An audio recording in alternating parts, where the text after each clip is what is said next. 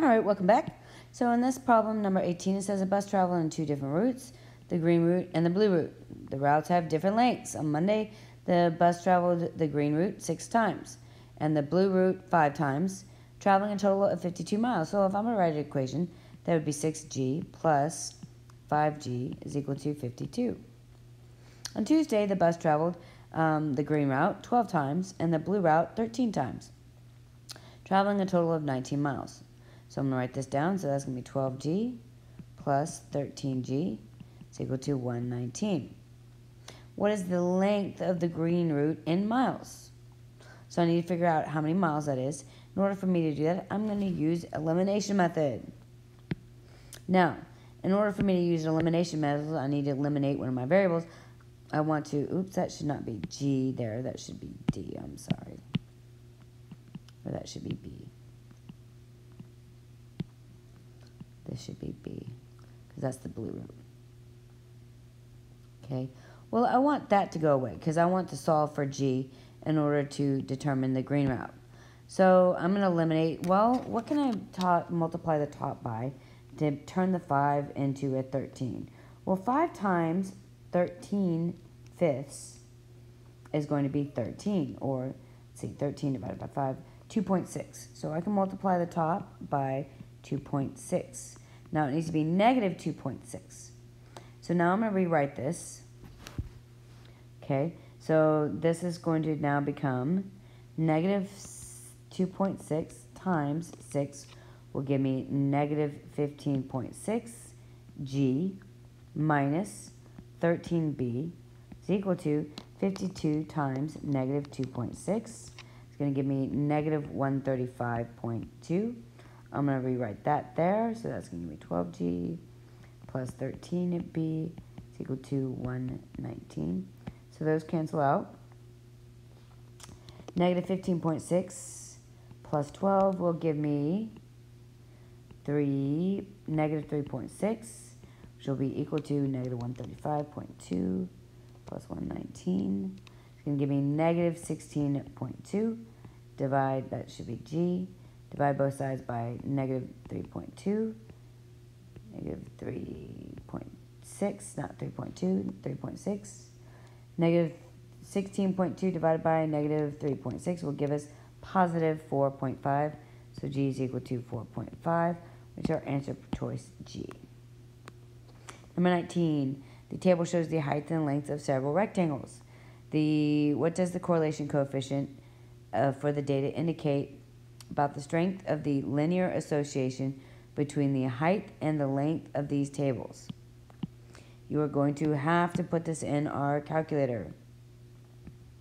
Use stats, enter info, stats again, calc, and then, make sure diagnostic on. Okay, I'll show you in a separate video how to solve this one. Okay, number 20. The expression x squared times x to the negative 17th is equivalent to x to the n. What is the value of n? Record your answer in terms of the bubble. Well, we have,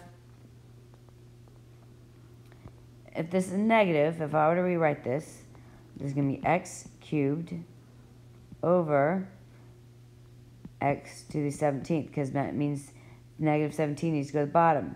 3 minus 17 will give us negative 14. So the answer should be n is equal to negative 14. Number 21, the population of Center City is modeled by the exponential function, where x is the number of years after the year 2015. F is shown as graph.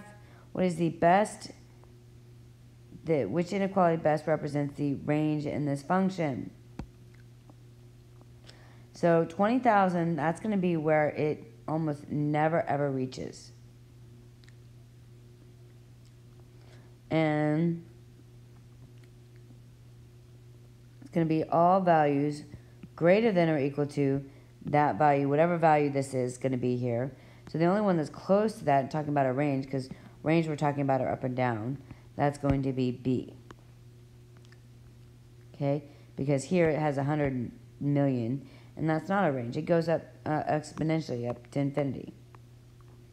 And it's not x is greater than 0 because that's domain. And domain for this is all real numbers.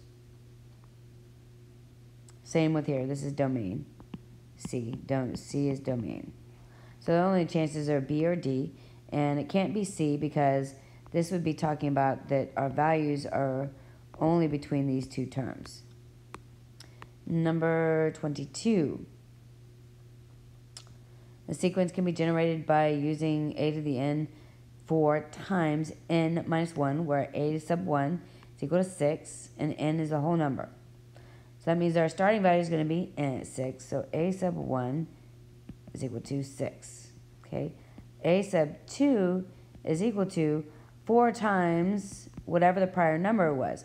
Well, the prior number is 6, so then 4 times 6 is going to give us 24.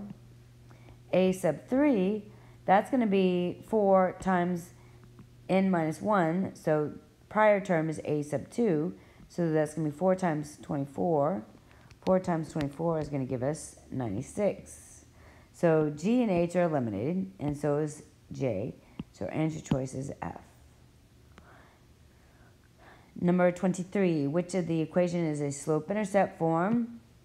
The line that passes through the points -4, 4, 7, and 2, -6, we need to find our slope. So -16 minus 47 over 2 plus 4. Okay, -16 minus 47 is going to give us -63 over 4, 6.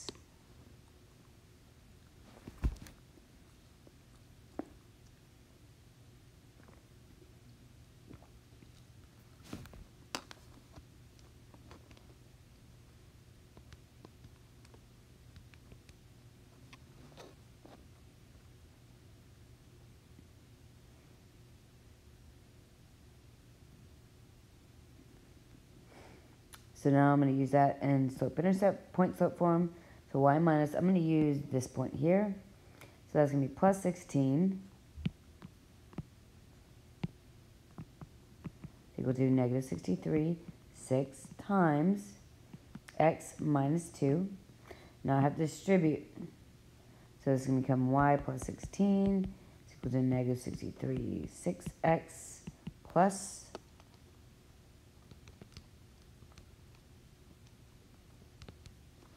21, subtract 16, subtract 16. So then y is going to be equal to -63, 6x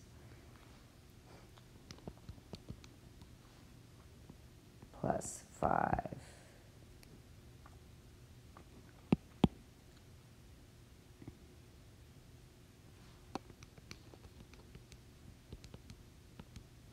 And this can be reduced, I'm sorry.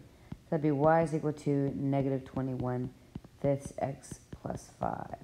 So our answer choice is C. Number 24. The graph f of x is equal to x squared is transformed to create the graph h of x, 2 times 5x, 2 times f of x, which graph is best represents f and h. F being our parent function. All right, so F, that's a transformation of translation. So this is a translation. And this means that that's my A value is equal to 2, which is greater than 1. So that means that our graph is going to become more narrow. Our parabola is going to become more narrow. H, that's also a translation, shifted to the right. Now G, so our answer choice is going to be, so F and H are canceled out. G and J are only 2 answers. G is becoming more wide because this is our H. So our answer choice is going to be J. I'll see you in the next video where I start on number 25. I don't want this one to get too long.